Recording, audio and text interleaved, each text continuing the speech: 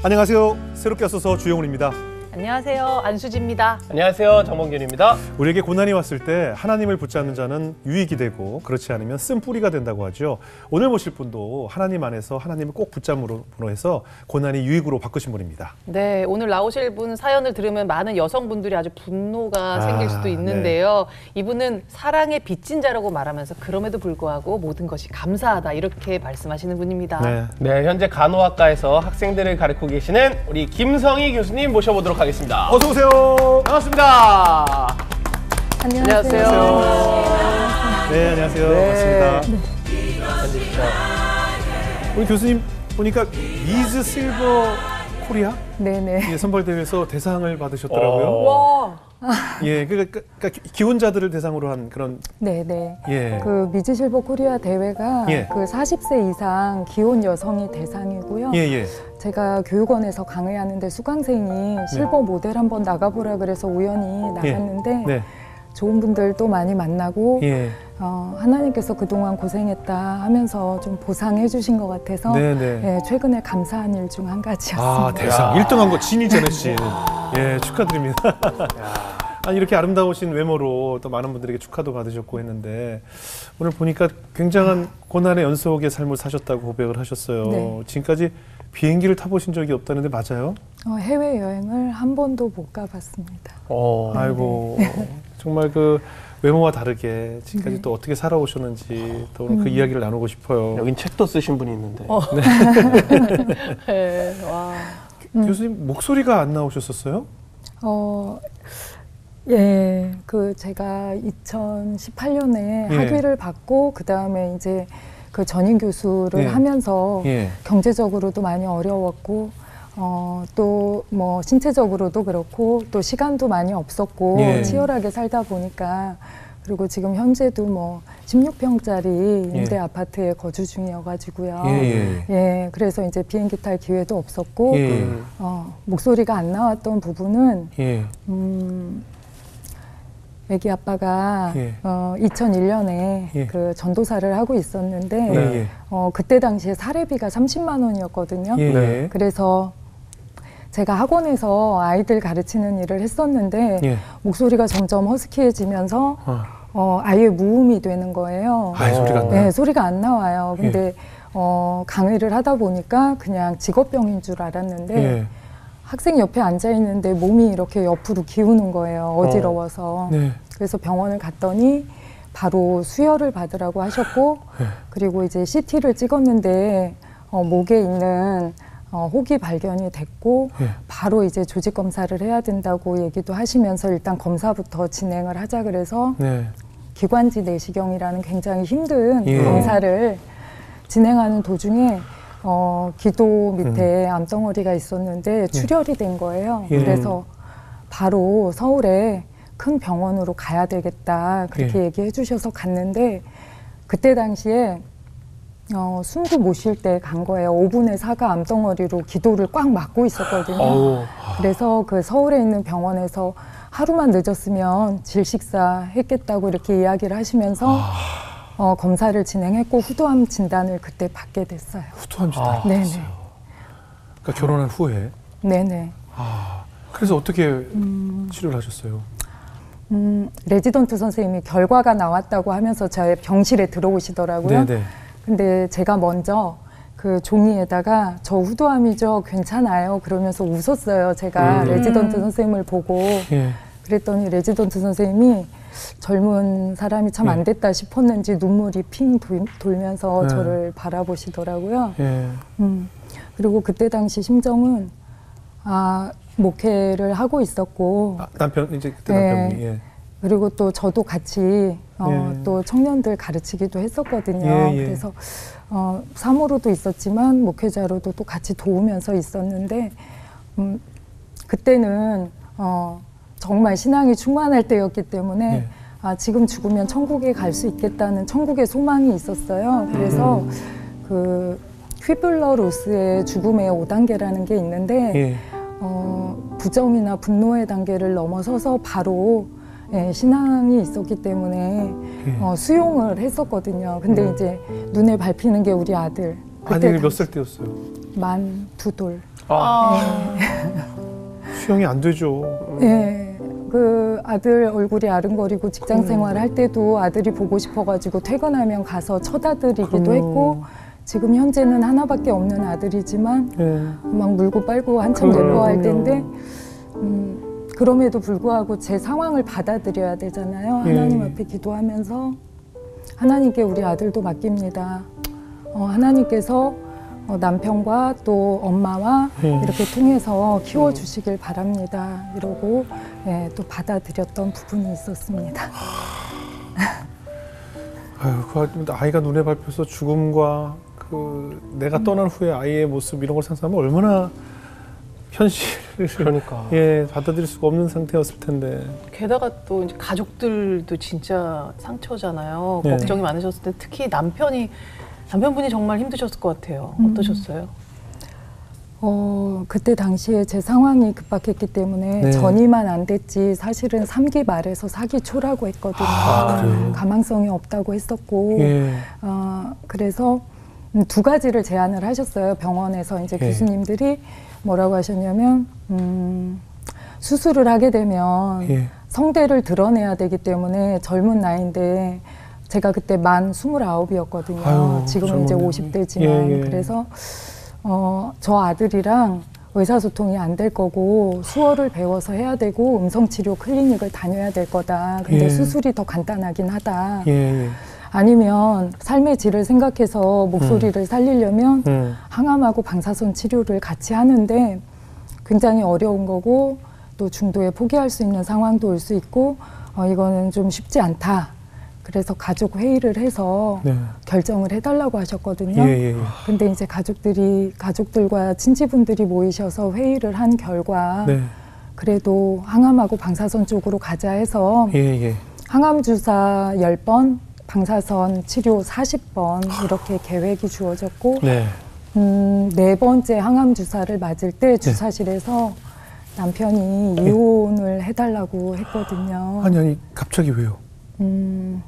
저는 그 이야기를 들었을 때 올 것이 왔구나 이런 생각을 했어요. 왜냐하면 그 교회에서 식당 봉사를 하는데 교회 집사님이 저보고 그러시는 거예요. 아, 사모님은 좋으시겠어요. 저렇게 잘생긴 전도사님이랑 같이 살아서 이렇게 이야기를 하셨고요.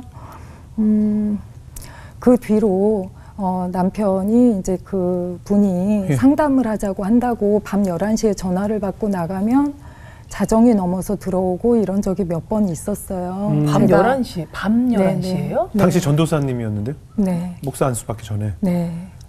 원래 그 신학교에서 가르칠 텐데 그 신앙 상담도 늦은 시간에 원래 안 하거든요. 그것도 이성간에 이성간에는 절대 늦은 시간에 안 할 텐데. 그래서 제가 조금 조심하면 좋겠다고 했는데 어떤 상담을 했냐고 또 물어보면 부부 상담을 했다고 또 했었기 때문에 제가 직감은 있었어요. 그래서 올 것이 왔구나 생각을 했고 제가 10월에 CT를 찍었고 2월 달이 되니까 계절이 바뀌면서 옷을 가지러 그 저희 집 아파트에 정말 몇 달 만에 제가 그때 당시에 항암 치료 중이었기 때문에 제 몸을 못 가누는 상황이어서 교회 집사님 차에 뒤에 실려서 막 구토하면서 저 혼자 일어설 기운도 없었거든요. 남편 어디 가고요?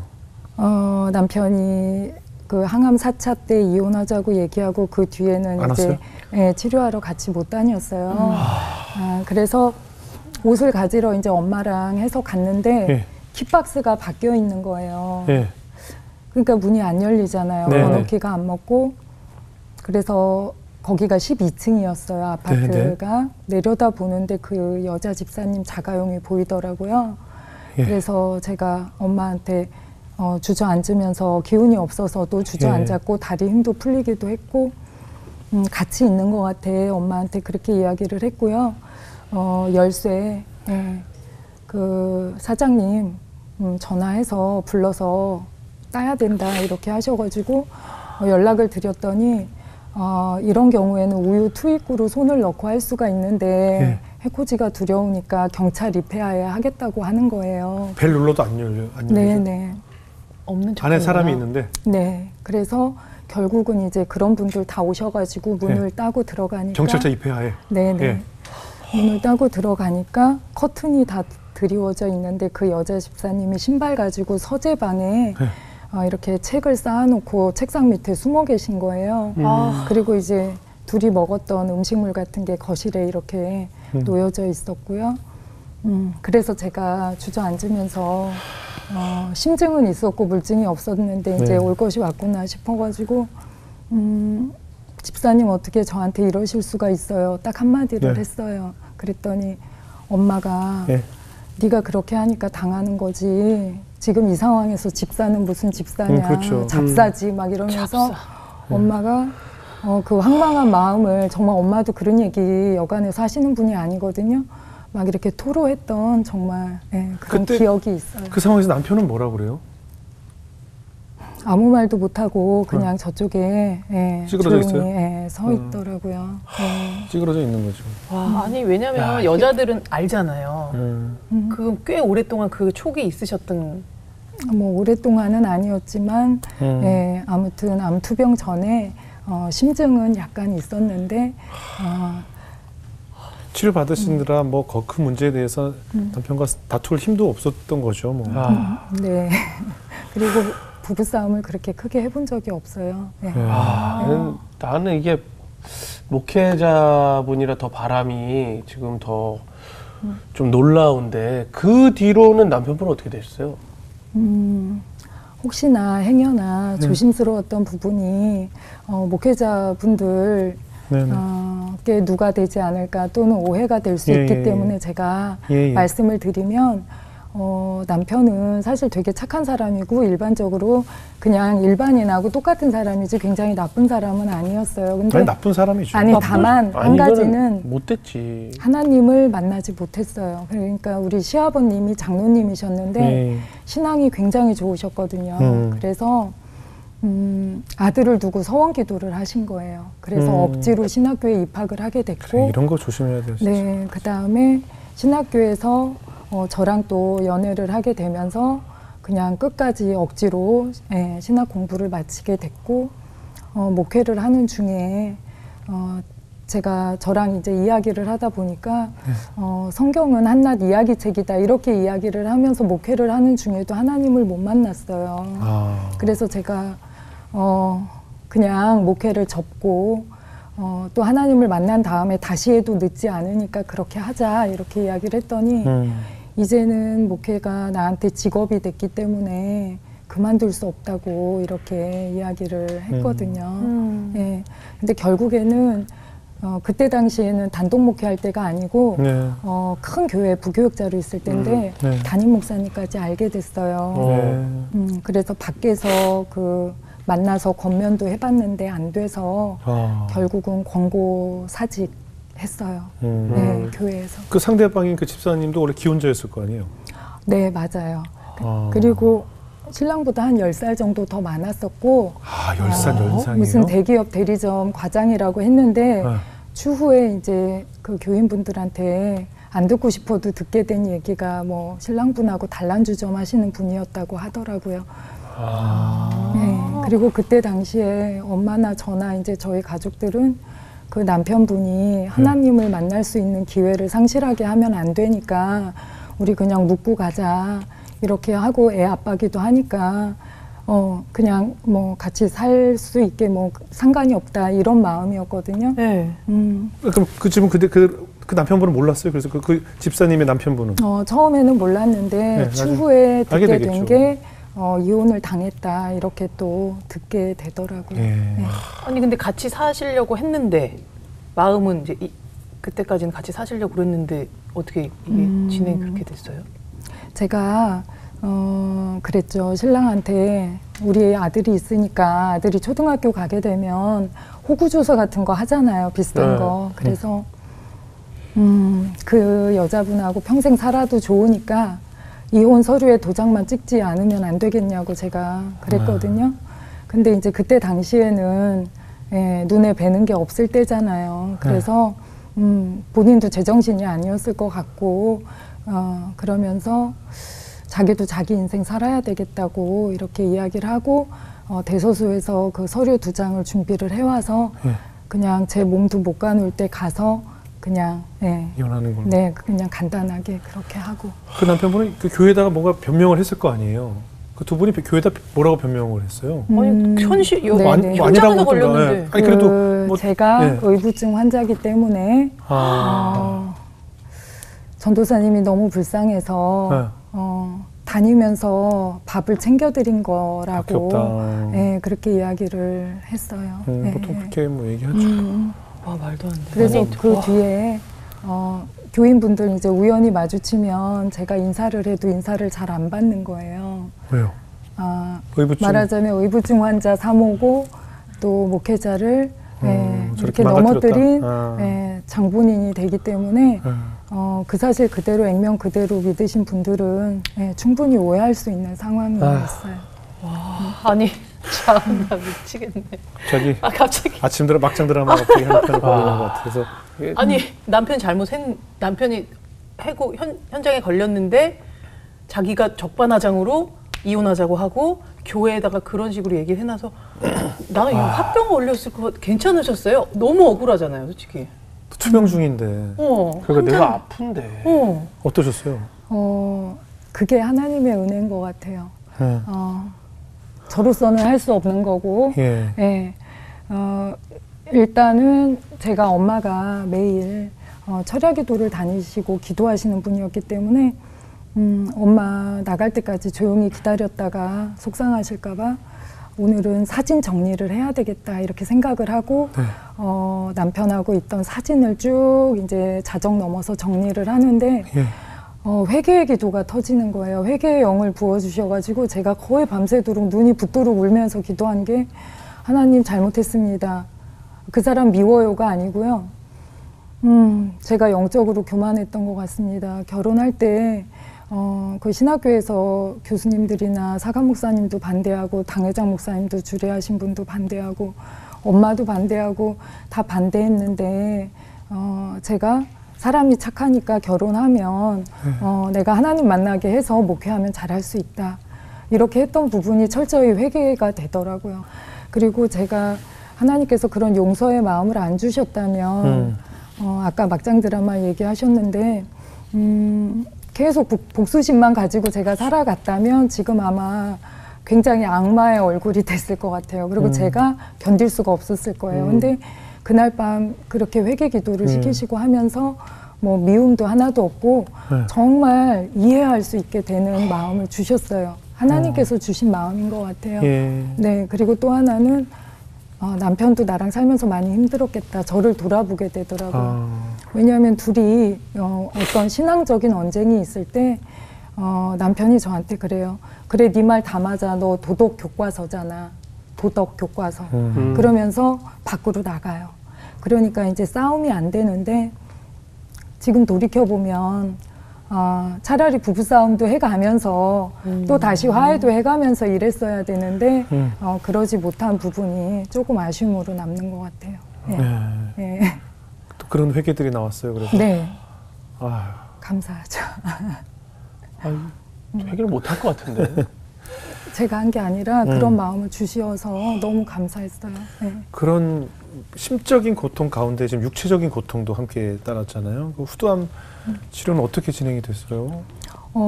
정말 하나님의 계획은 놀라운 게 제가 날짜까지 기억이 나요. 2월 20일 날 집에 갔다가 우연히 그 현장이 되었고 그러니까 열쇠 따고 들어간 날이 2월 20일이에요. 그리고 2월 21일이 제가 이제 정규 CT가 예약되어 있던 날이에요. 그 서울의 병원에. 근데 이제 엄마가 워낙 멀미가 심하셔가지고 자가용을 못 하세요. 그래서 남편이 안 데리고 다닐 때는 교회 집사님 또는 뭐 교회에서 택시 하시는 집사님 차 뒤에 제가 누워서 이렇게 치료를 받으러 다녔거든요. 근데 이제 엄마가 그 전날 그걸 보시니까 엄마가 멀미가 심하신데 같이 가시겠다는 거예요.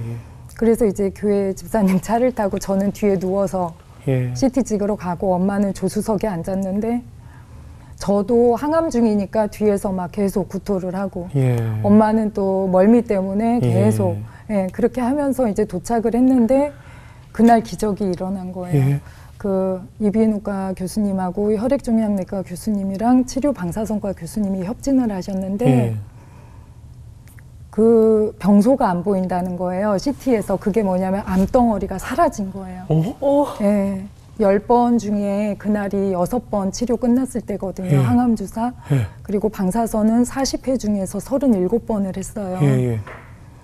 그래서 그날 완치 판정을 받게 된 거예요. 그래서 엄마가 남편이 아니었네. 그러니까 남편하고 헤어지고 나니까 남편이 이게 참 암덩어리였네. 뭔가 아니 그렇게 그렇게 죄송합니다. 예. 아니 죄송합니다. 괜찮아요. 너무 감정이입이 돼가지고. 예. 네. 예. 아니 주위 분들이 그런 얘기 많이 하시지만 예, 예. 저는 정말 예. 뭐 보디발이 유혹했을 때 요셉 같은 사람이 아니라면 예. 그렇게 아파트에 폐쇄된 곳에 네, 계속 네. 드나들면서 마음 먹고 그러는데 예. 누구라도 넘어갔겠다. 사실은 이런 입장이거든요. 예. 하나님이 주신 마음이지만 그래서 예. 근데 아무튼 너무나 감사한 일이네요. 일단 암이 사라졌으니까. 네, 그래서 엄마가 천국과 지옥을 하루 만에 왔다 갔다 했다고 그러네요. 하시면서 그러네요. 하나님을 떠난 영혼이 불쌍한 거지. 예. 우리 그 영혼 위해서 그래도 애 아빠한테 기도하자. 그리고 예. 우리는 우리끼리 하나님 열심히 다시 주신 생명이니까 기도하면서 열심히 살자. 예, 이렇게 이야기를 하셨고 예. 그때 후두암 이렇게 쭉 지내면서 입원했을 때나 예. 통원 치료했을 때 하나님께서 저를 일으켜 세우시고 힘을 주셨던 찬양이 있거든요. 예. 목소리도 안 나오고 예, 잠깐 예, 예, 예. 한 소절만 네네, 네. 그래요. 예, 예. 불러도 어떤 될지 찬양 모르겠는데요. 네. 목소리는 잘 안 나오지만 네. 하나님은 너를 지키시는 자 너의 우편에 그늘 되시니 낮의 해와 밤의 달도 너를 해치 못하리 하나님은 너를 지키시는 자 너의 환난을 면케하시니 주가 너를 지키시리라 너의 출입을 지키시리라 여기까지 할게요. 네, 아멘입니다. 네. 아유. 그 찬양 들고 네. 버티셨네요. 네? 목소리가 안 나와서 마음으로 기도하는 마음으로 묵상하면서 힘을 얻었던 찬양이에요. 어떻게 보면 진정한 남편을 통해서 진정한 회개를 하게 되었고 네. 또 나 자신을 돌아보면서 그 회개가 이루어진 다음에 결국 내 몸에 네. 암이 사라질 네. 체험을 하신 경험을 하셨어요. 그런데도 이렇게 사실 드라마와 같은 일을 겪으셨음에도 나는 사랑의 빚진 자라고 고백을 하셨더라고요. 네, 네. 누구에게 어떤 사랑의 빚을 지신 거예요? 제가 처음에는 특실로 들어갔다가 그 다음에 다인실로 가게 됐는데요. 네. 거기에서 전도를 많이 했어요. 왜냐하면 제가 한 게 아니라 4개 교회에서 교인들이 성도님들이 너무 병문안을 많이 오시니까 예. 도대체 어떤 분이길래 이렇게 사람들이 예. 많이 오냐고 네네. 그래서 하나님을 자연스럽게 전할 수 있었고요. 예. 그 다음에 엄마가 그 주부로 예. 엄마가 34세 혼자 되셔가지고 예. 저희 할머니를 31년을 혼자 모셨거든요. 예. 그러면서 그 엄마가 쌈짓돈을 모은 게 한 2천만 원 정도 있었는데 네. 예, 그거 가지고도 부족했어요. 그때 병원비, 당시에는 예. 암 등록증 제도 자체가 없었어요. 예. 예, 그래서 CT 한 번 찍는데 69만 원, 뭐 항암주사 한 번에 80만 원, 뭐 이런 시절이었거든요. 예. 그래서 성도님들이 십시일반 어머나. 예, 정말 누가 얼마나 주셨는지도 모르거든요. 예. 저는 뭐 생사를 왔다 갔다 할 때였기 때문에 그래서 다시 살려주셨을 때 나는 사랑의 빚진 자다. 일일이 다니면서 갚을 수는 없지만 네. 내 삶을 통해서 하나님께 영광 돌리고 어려운 사람들을 좀 도우면서 살고 싶다. 그래서 제가 메일에 닉네임을 빚진 자라고 했거든요. 그리고 나서 완치되고 나서 제가 이제 간호학과를 또 입문을 하게 됐고 예. 그때 교수님이 저랑 메일을 주고받으면서 왜 닉네임이 빚진자냐, 예. 빚이 도대체 얼마냐. 네네네. 네. 그렇게 이야기를 했던 에피소드가 있어요. 네. 그렇네요. 많은 분들이 정말 사랑으로 버티셨고 이겨내셨는데 이렇게 뭐 암에, 이혼에 또 물질적인 어려움까지 겪으면서도 늘 감사한 생활을 하셨다고 인터뷰를 해주셨더라고요. 네. 뭐가 그렇게 감사하셨어요? 아까 잠깐 언급했지만 가족인데요. 네. 엄마가 있었고 아들이 있었고 근데 저희 엄마는 아까 말씀드린 것처럼 사실은 제가 우도암 진단을 받고 가망성이 없다고 했을 때 엄마가 눈물 어린 기도를 하시면서 서원을 하셨어요. 네. 하나님 앞에 내가 이 목숨 바쳐서 죽을 때까지 철야 기도를 할 테니까 우리 딸 살려달라고 예, 예. 그렇게 기도를 하셨고 눈 떠보면 기도하러 가시고 안 계시고 네. 믿음의 어떻게 보면 선배였고 롤 모델이었고 네. 그렇게 하면서 엄마가 항상 악으로 악을 갚지 말고 선으로 악을 갚자 로마서 말씀 이야기하시면서 그렇게 살았고요. 그 다음에 두 번째는 이제 아들이죠. 그 아들 같은 경우에도 4살 때 교회에서 별명이 영감이었거든요. 어른스러워서. 그러니까 이제 항암 치료 끝나고 제가 가발 쓰고 예. 잠깐 전도사 생활을 한 적이 있는데 네. 너무 기운이 없으니까 제가 이제 횡단보도 같은 데서 신호 대기할 때 주저앉아서 엄마 조금만 앉았다 갈게 그러면 머리에 손 얹고 기도해주고 아들이 네 그렇게 했거든요. 그리고 초등학교 1학년 때부터 햇반 돌려서 자기가 그렇게 챙겨서 먹고 다니고 뭐 초등학교 1학년 때부터요? 네, 이랬는데 때로는 엄마나 아들이 없었다면 제가 이 자리에 있지 않았을 수도 있을 것 같아요. 제 친구들이 성희야 너 같았으면 나는 벌써 자살해서 죽었을 거야. 근데 저 같은 경우에도 한 번이나 2번 정도는 생각을 했던 것 같아요. 왜 아니겠어요? 장거리로 이렇게 뭐 학생들 지도하러 다니고 이러다 보면 터널을 지나갈 때가 있잖아요. 네. 그러면 제가 하나님 나 그냥 이거 손 놓고 싶어요. 그냥 하늘나라 가고 싶어요. 근데 그게 죄잖아요. 사는 게 너무 힘들고 그냥 저는 죽는 게 더 편할 것 같아요. 예. 근데 눈에 밟히는 게 아들. 특별히 또 아들. 그래서 하나님께서 엄마와 아들 존재 자체가 저한테는 저를 지탱하는 원동력이고 성경 말씀에 보면 혼자라면 넘어지고 자빠지되 두세 사람이면 능히 그렇죠. 일으켜 세우나니 그 말씀처럼 그런 부분들이 너무 감사해요. 그래서 하나님께서 아들을 주신 것 같아요. 네, 맞아요. 우리에게 자녀가 네. 없었다면 우리 정말 그럼요. 쉽게 포기할 수 있는데 네. 그 삶을 붙잡으라고 네네. 귀한 아들을 주셨나 봐요. 그리고 둘 사이에 아들이 있었기 때문에 그것만으로도 남편한테도 미움은 없어요. 이쯤에서 이야기가 끝이 나면 해피엔딩으로 끝이 났을 텐데 또 있어요? 우리 또 교수님 또 암에 걸리셨어요? 네네. 어떤 암에 또 걸리신 2년 전인데요. 거예요? 예. 유방암 진단을 받았어요. 예. 그래서 전이 된 건 아니고 또 새롭게. 그래서 이제 유방암 진단을 받게 됐는데 제가 마음이 약해지더라고요. 그러면서 엄마한테 그랬어요. 일단은 경제적인 부분. 그 옛날부터 이제 암 등록증 없을 때 암 보험도 안 들은 상태에서 그렇게 하면서 엄마 친정집 한 100평 정도 됐었는데요. 그거 팔고 그다음에 24평으로 분양받아서 옮겼는데 제가 또 중간에 공부한다고 박사 공부하면서 또 그걸 팔아서 공부를 해라. 그래서 또 공부를 하면서 결국은 16평 임대 아파트로 옮기게 된 거거든요. 네, 그래서 유방암이 걸렸는데 엄마한테 그랬어요. 엄마 이번에는 하나님이 나 부르시면 나 붙잡지 마. 나 그냥 천국 갈게. 그리고 만약에 나한테 빚을 내서 돈을 쓰면 엄마랑 여준이랑 길거리에 나앉게 될 텐데 네, 여호와께서 준비하셨다는 이름으로 여준이로 했거든요. 네, 그래서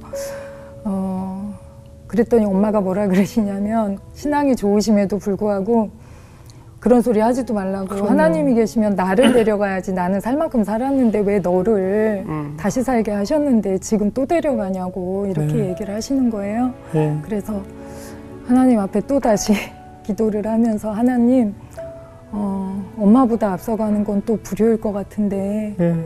제가 이런 기도 드려도 될지 모르겠지만 또 한 번 더 살려주시면 제가 더불어 또 빚진 자의 심정으로 또 열심히 하나님께 영광을 돌리면서 살아보겠습니다. 그렇게 기도를 눈물 했어요. 많이 났겠어요. 병원 다녀와서. 근데 저는 사람들 앞에서는 잘 안 울어요.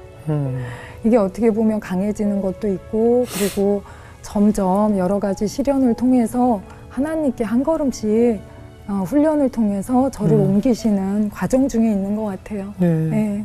그래서 그래도 왜 나에게 또다시 이렇게 또 암이라는 질병이 생겼을까? 얼마나 한스럽고 원망도 되지 않아요? 근데 제가 예전에 간호사 생활을 했을 때 뭐 이 파트 저 파트에서 근무를 했지만 예. 특별히 이제 호스피스 병원에 근무를 했는데 기독교 병원이거든요. 임종실에서 임종 간호를 해요. 돌아가시는 분들 임종 간호를 한다는 의미는 시신을 닦아드리고 그리고 수의를 입히고 그 다음에 안치실까지 보내게 되는 그런 역할을 했었음에도 불구하고 제가 첫 번째 후두암이었을 때는 그 마약 패치를 굉장히 많이 썼고 그래서 다음에 마약 중독자가 될 수도 있다. 이거 끊기도 어렵다. 그렇게까지 얘기를 했는데 하나님 은혜로 끊어서 그때 당시에 교수님들이 참 독하다. 우리가 한 게 아니고 조물주가 하셨다고 하셨거든요.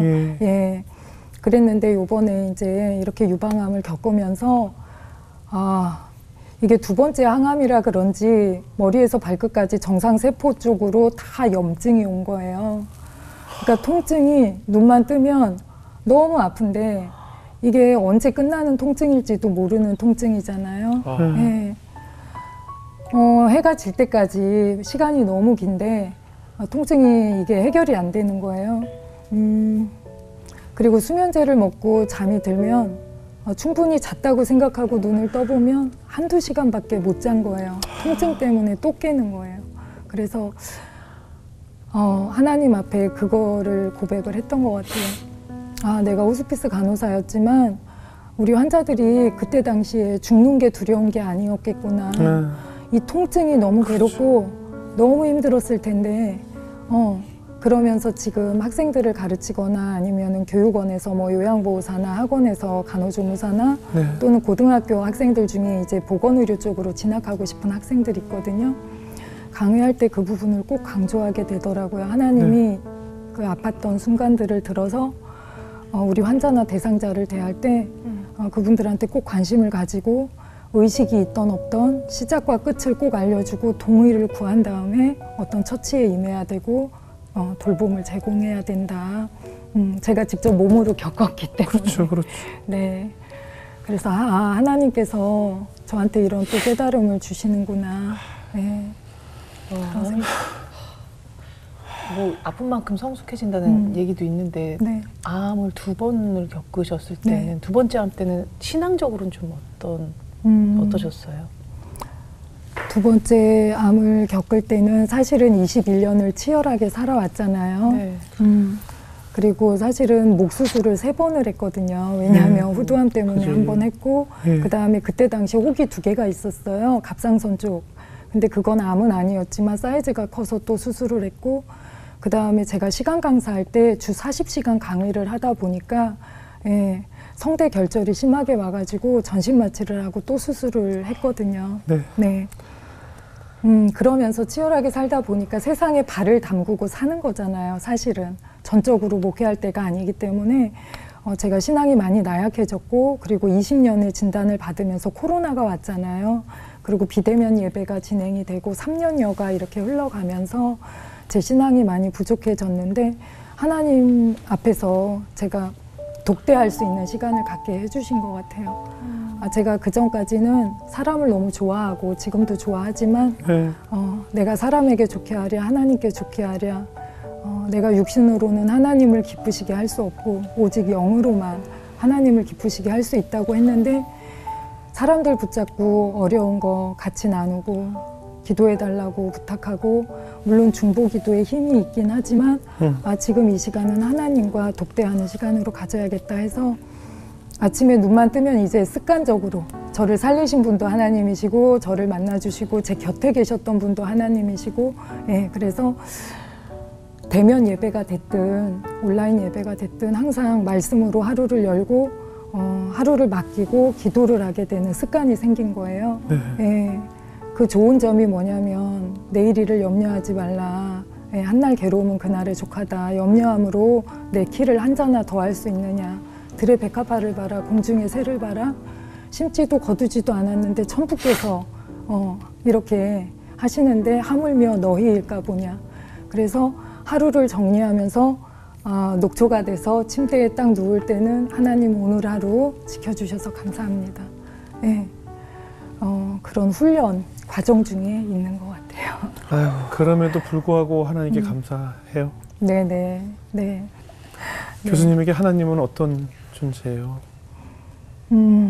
저에게 하나님은요, 정말 제가 미처 헤아리지 못할 때, 그리고 사람이 자기의 길을 계획할지라도 그 걸음을 인도하시는 분은 하나님이시라고 하잖아요. 지금은 이런 믿음이 생긴 것 같아요. 내가 원하는 오늘 하루의 삶이 아니고 그리 아니하실지라도 하나님께서 하나님의 방법으로 저한테 허락하실지라도 지나고 보면 하나님이 더 선한 것으로 인도하시거든요. 그래서 제가 너무 부족하고 그 다음에 이제 그 첫 번째 암 이후에 이렇게 생명을 연장해 주셨는데 너무 세상에서 사느라 급급하니 회개를 하고 깨끗한 영혼으로 부를 때 와라. 그래서 저한테 또 이렇게 회개하면서 열심히 살 수 있는 시간을 허락해 주신 것 같아요. 아휴, 지금 살아온 인생을 돌이켜 봤을 때 지금 오늘 간증으로 나누셨지만 정말 얼마나 눈물과 사실은 감사하다고 하나님께 늘 감사하다고 했지만 사실 원망이 나올 수밖에 없고 불평이 나올 수 있는 환경 속에서도 늘 하나님께 감사했다는 것이 참 그것도 은혜예요. 네, 하나님의 앞으로는 어떤 기도를 드리고 계세요? 앞으로 어떤 비전을 갖고 계신지 궁금해요. 사실은 다른 분들은 2번이나 이렇게 살려줬는데 하나님이 크게 쓰실 거라고 하는데 제가 생각할 때는 크게 사용하고 작게 사용하고의 문제가 아니고 그냥 하루하루 뭐 성공담만 이야기하면 너무 좋겠지만 축복만 이야기하면 좋겠지만 제 삶을 보면 물론 교수가 되고 뭐 어떤 대상도 받고 이런 것들이 축복이지만 아직 고난이 끝나지가 않았어요. 항상 하루하루 그 견디면서 기도하면서 이렇게 살아가는 거기 때문에 하나님 앞에서 저는 한 가지 간증을 하자면 이거예요. 저는 찬양하는 거 너무 좋아했고 성가대도 오래 했었고 교회에서 뭐 솔로도 했었고 오페라도 하고 이랬는데 후두암 때문에 목소리가 안 나오면서 사실 스트레스를 노래하는 걸로 풀었는데 그게 안 되잖아요. 원래는 사실 성대가 마비됐기 때문에 목소리가 나오는 것 자체가 기적이라고 하셨거든요. 그래요. 후두암을 고친다 해도 목소리가 안 나올 거라고 했는데 올해 하나님 앞에 기도를 하는 중에 제가 성가대를 하면 하나님이 목소리를 좀 나오게 해주실 것 같은 확신이 들었어요. 그래서 7월 달부터 성가대에 서고 있는데 지금 높은 레까지 올라가는 거예요. 레면 굉장히 높은 음이에요. 엄청 높은 음인데 여자. 그리고 학교에서도 교수 중창단을 같이 하면 좋겠다 그래서 같이 하면서 성가대에 서는 게 너무 행복하고 제가 경제적으로 어렵기 때문에 물질로는 하나님께 보답해 드릴 수는 없지만 다시금 허락해 주신 목소리로 찬양을 하면서 하나님께 영광을 돌리고 행복하게 지내고 있어요. 삶 자체가 간증이고 많은 이들에게 또 감동이 되리라 믿습니다. 우리 수지자님 어떻게 들으셨어요?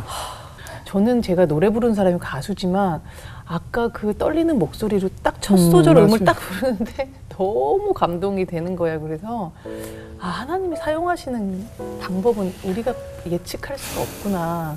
정말로 그 노래에서 전 많은 감명을 받았거든요. 앞으로의 삶에서 하나님을 정말 많이 드러내실 것 같아서 응원합니다. 감사합니다. 우리 경규 형제 어떻게 들으셨어요? 진짜 저도 그렇고 요즘 많은 분들이 작은 것에 감사하기가 참 어려운 시대에 살고 있는데 저희 애들만 해도 작은 거에는 이제 아빠 감사해요라는 말에 참 들어본 지가 오래된 것 같은데 고난의 감사 그리고 또 이런 상황에서 주님께 감사하다라는 거를 좀 다시 한번 깨우치게 해주셨던 것 같고 뭐 크게 쓰시고 작게 쓰시고가 아니라 지금은 살아계심에 주님이 사용하시는 것 같고요. 오늘 정말 나와주셔서 감사하다는 그럼요. 말씀을 꼭 드리고 싶습니다. 그럼요. 너무 감사합니다. 제가 너무 부족해서. 우리가 어린 시절부터 거울 속에 나를 계속 보고 자랐잖아요. 네. 근데 어느 날 이렇게 보니까 50대 아저씨 제가 서 있더라고요. 그러면서 또 한편으로 어릴 때 거울 속에 봤던 내 모습이 떠오를 때도 있어요. 네. 그 영훈이가 이렇게 살아서 여기까지 왔구나. 근데 오늘 거울 속에 있는 내가 되게 불쌍하더라고요. 네. 이 세상에서 내가 제일 불쌍한 것 같더라고요. 저는 우리 성희자매님이 로션을 바르면서 거울을 보시면서 그 안에 있는 어린 성희를 보면서 많이 사랑해 줬으면 좋겠어요. 네. 나 자신을, 소녀 성희를. 그리고 그 거울 속에서 늘 웃는 성희의 모습을 보고 우는 성희가 아니라 늘 막 깔깔거리면서 웃는 성희를 발견해서 늘 그런 사랑을 받고 또 여행도 다니시고 모든 나의 생활을 이 성희를 사랑하는 일에 좀 투자를 했으면 좋겠어요. 그게 하나님이 원하실 것 같아요. 하나님이 너무나 사랑하는 딸이기 때문에. 환자의 마음 너무나 아이러니하지 않아요? 투병을 하고 있는 환자가 간호를 가르치고 있다는 것. 그죠? 환자가 어떤 마음일지, 저 누워있는 병실에 저 환자가 어떤 마음으로 누워있을지를 누구보다 깨달으면서 그 마음으로 간호사들을 가르치는 일을 하고 계시잖아요. 그래서 더 웃는 얼굴로 환자를 사랑할 수 있는 방법을 그 간호사들에게, 미래 간호사들에게 가르치라고 하나님께서 그런 임무를 주신 것이 아닌가 하는 생각이 들어요. 앞으로 나 자신을 사랑하시고 하나님께서 이 간증을 통해서도 많은 사람들에게 또 은혜를 주시리라 믿습니다. 감사합니다. 그렇게 건강하게 살아주세요. 감사합니다. 네, 오늘 귀한 발걸음과 귀한 간증 나눠주셔서 고맙습니다. 감사합니다. 감사합니다. 감사합니다.